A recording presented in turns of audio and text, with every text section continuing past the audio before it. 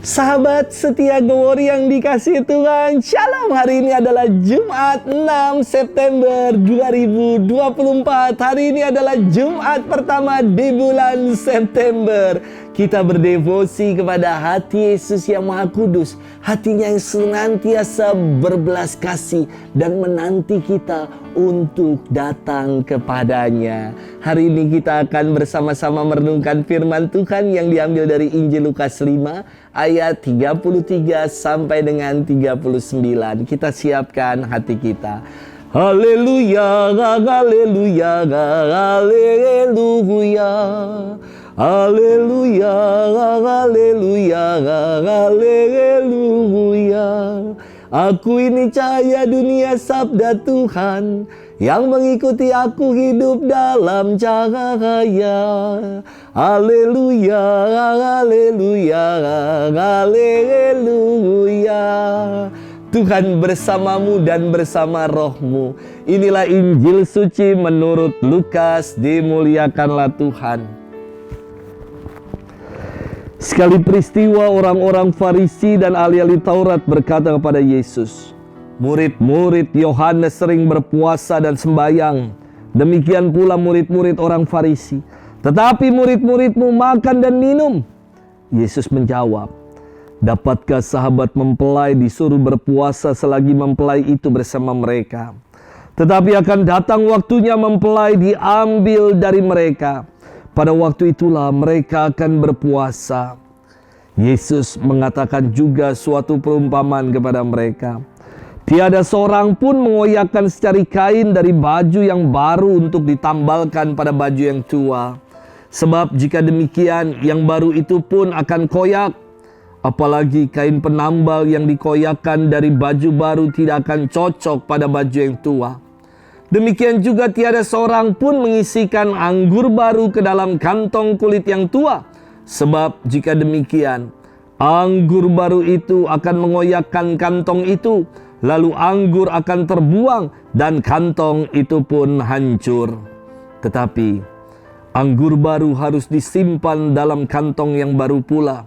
Dan tiada seorang pun yang telah minum anggur tua ingin minum anggur yang baru. Sebab ia akan berkata, anggur yang tua lebih baik." Demikianlah sabda Tuhan. Terpujilah Kristus. Sahabat setia Glory yang dikasihi Tuhan, Shalom, salam sehat untuk kita semua. Beberapa waktu yang lalu saya pergi makan sama umat.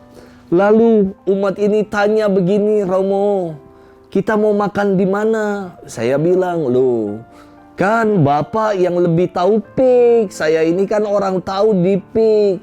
Namun Bapak ini mengatakan, "Romo, saya mah kalau makan itu-itu aja. Kalau udah suka ya udah itu aja."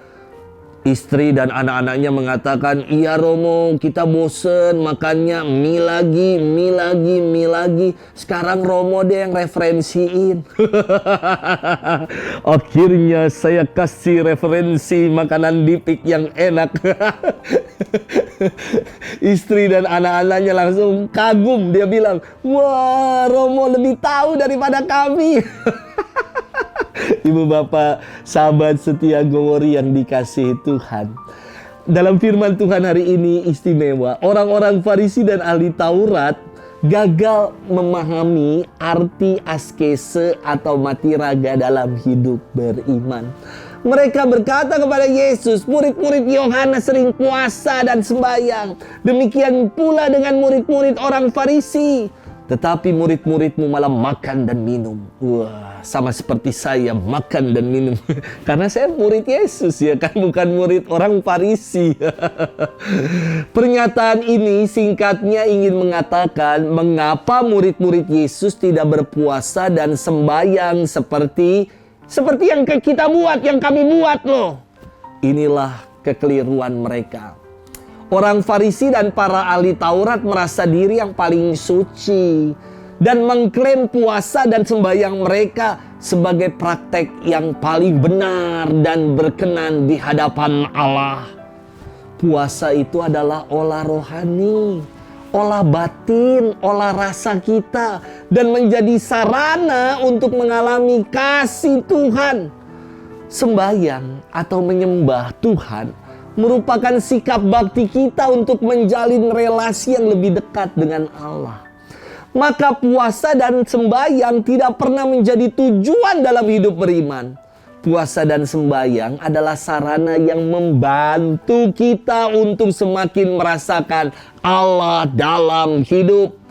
Karena tujuan dari puasa dan sembahyang atau olah rohani kita, olah bakti kita, tujuannya adalah pada Allah sendiri. Untuk membesarkan namanya, bukan untuk berlagak sok suci dan membesarkan diri sendiri. Sahabat setia Gowori yang dikasihi Tuhan, para murid Yesus kala itu tidak berpuasa karena mereka berada bersama dengan sang mempelai, bersama dengan Yesus sendiri.